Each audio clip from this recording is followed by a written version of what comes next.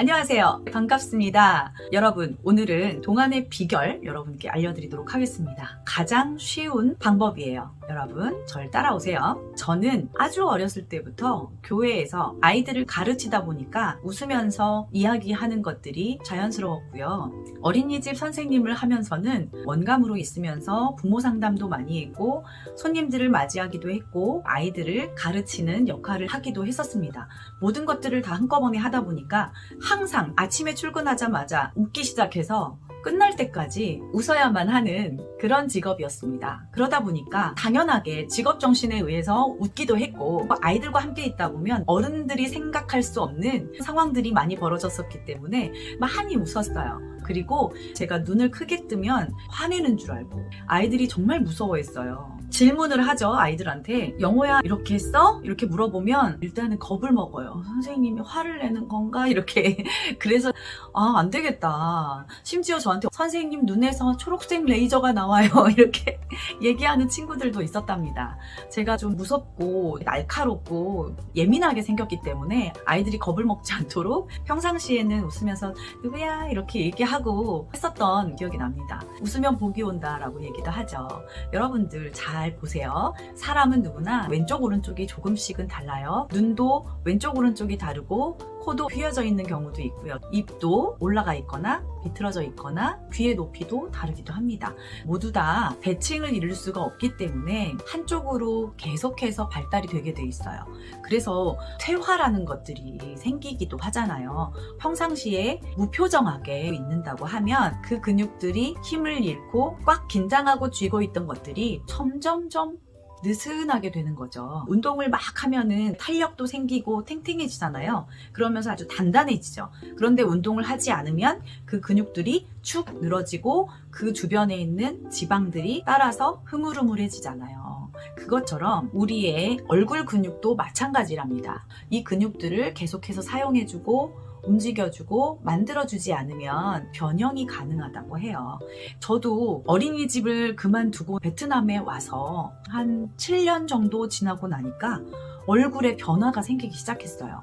정면을 분명히 보고 거울을 보면서 장구를 치고 있는데 이쪽이 이렇게 내려가 있더라고요. 그때는 훨씬 더 심했어요. 이쪽으로 이렇게 내려가 있고, 말할 때 보니까 여기는 안 움직이고 여기만 움직이는 거예요. 장구 선생님한테 선생님 저 얼굴 삐뚤어졌어요? 이렇게 물어봤더니 아니 멀쩡하다고 이렇게 얘기하시는 거예요.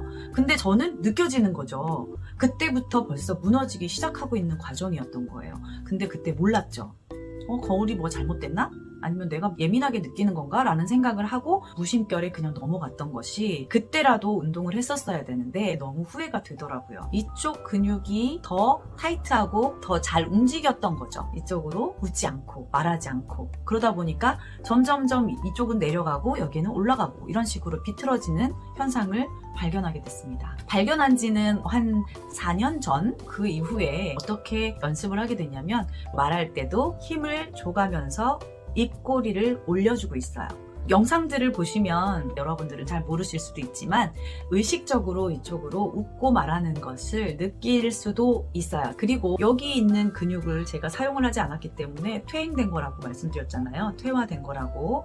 그래서 여기 있는 근육들을 조금 더 잘 움직여질 수 있도록 경직된 것들을 풀어줍니다. 한쪽에 바람을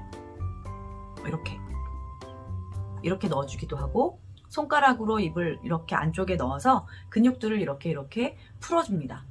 이렇게 해서 안쪽에 쭉 넣어서 풀어주기도 하고, 이 근육을 잡고 입꼬리를 올려주는, 여기는 못 올라가게 하고 입꼬리는 올라가게 하는 그런 훈련을 계속 하고 있었어요. 그랬더니 지금 많이 수정이 됐어요. 그래서 가능하구나 라는 생각을 했습니다. 그런 것처럼 여러분, 충분히 내 표정으로 동안을 만들 수 있다, 이렇게 이해하시면 되겠습니다. 어떻게 표정으로 동안을 만들 수 있느냐? 여러분들이 가장 예쁠 때, 가장 아름다울 때가 언제냐면 미소를 지을 때예요. 근데 우리가 나이가 들면서 미소 짓는 일들이 별로 없어지죠. 미소를 지을 때 보면 입이 옆으로 이렇게 벌어지지 않죠. 미소 지으라 그랬더니 이렇게 하시는 분이 계시더라고요. 이렇게 하지 마시고 입꼬리가 귀에 걸린다 상상하세요. 귀에 살짝 걸어준다 생각하시고 살짝 웃어주세요. 너무 환하게 안 웃으셔도 됩니다. 어금니는 꽉 다물지 마시고요. 살짝 느슨하게, 앞니도 느슨하게, 앞니 끝에 혀를 살짝 대주세요. 네, 이렇게 앞니가 8개 정도 보이면 가장 예쁘다고 하잖아요. 아랫니가 보이지 않도록 이렇게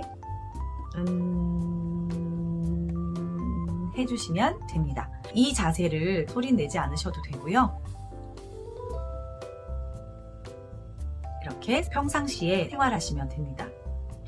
자, 그리고 이중턱을 만들지 않기 위해서 많이들 하더라고요. 저는 사진 찍을 때 이런 방법들을 썼어요. 보통 긴장하지 않으면 여기에 펠리컨처럼 이렇게 돼 있어요. 여기가 저는 살이 아니라 근육이에요. 말랐을 때도 여기는 말랐었는데 또 옆에서 보면 무턱인 것 같이 그렇게 보이는 거예요. 그래서 제가 사진을 찍을 때 보이실까요? 이렇게 가만히 있을 때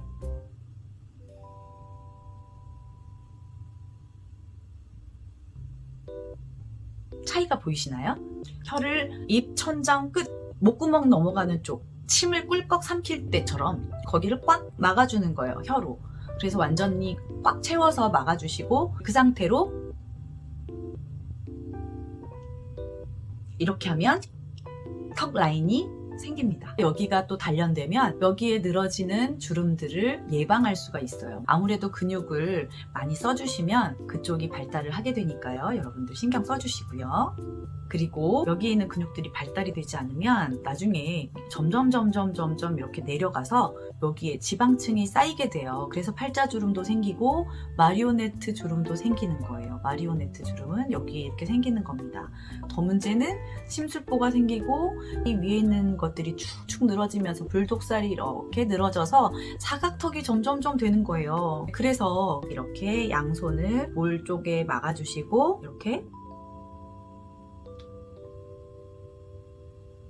위쪽으로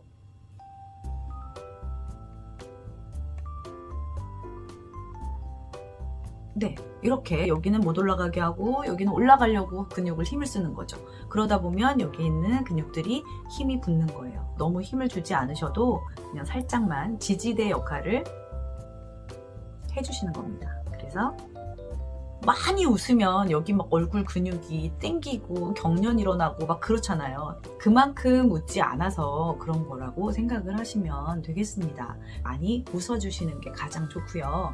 그리고 림프 순환을 하면 좋다고 얘기하니까 여러분들 갖고 계시는 오일로 마사지 하시면서 이 주변들을 잘 풀어주시는 게 좋습니다. 림프 순환 마사지 하는 것들도 나중에 영상을 찍어서 알려드리도록 하겠습니다. 여러분들 미소 근육 운동 많이 하시고 노화를 조금이라도 늦출 수 있는 동안이 되는 비결 여러분들 잘 아시고 잘 하셔서 더 많이 예뻐지시기 바래요. 다음에 또 만나요. 안녕히 계세요. 오늘은 여기까지 하겠습니다. 감사합니다.